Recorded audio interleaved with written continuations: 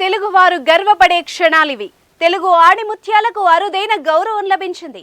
తెలుగు రాష్ట్రాల్లో పలువురికి పద్మ పురస్కారాలతో కేంద్రం సన్మానించింది.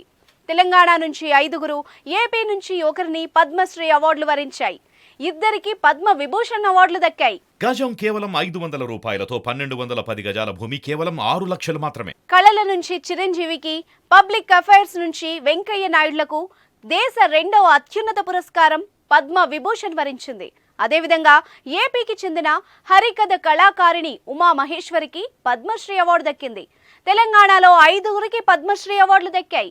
నారాయణపేట జిల్లా బుర్రవీణ కళాకారుడు దామరగిద్దవాసి దాసరి కొండప్పను పద్మశ్రీ అవార్డు వరించింది.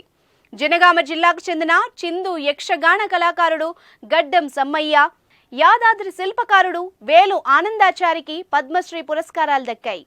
ఇక సాహిత్య రంగంలో ప్రముఖ సాహితీవేత్త, ఇంటినే గ్రంథాలయంగా మార్చిన యాదాద్రి భువనగిరి జిల్లాకు చెందిన కూరెళ్ల విఠలాచార్య, ఇదే జిల్లాకు చెందిన కేతావత్ సోమ్లాల్ను పద్మశ్రీ వరించింది. పద్మ పురస్కారాల్ని దేశంలో అత్యున్నత పౌర పురస్కారాలుగా భావిస్తారు. పద్మ అవార్డులలో పద్మశ్రీ, పద్మభూషణ్, పద్మ విభూషణ్ ఉన్నాయి.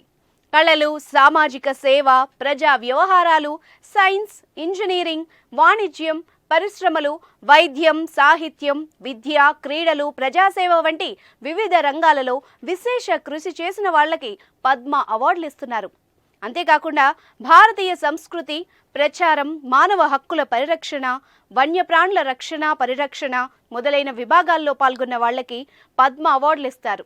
ఈ అవార్డులను ఏటా గణతంత్ర దినోత్సవం సందర్భంగా ప్రకటిస్తుండగా మార్చి, ఏప్రిల్లో రాష్ట్రపతి చేతుల మీదుగా అందజేస్తారు.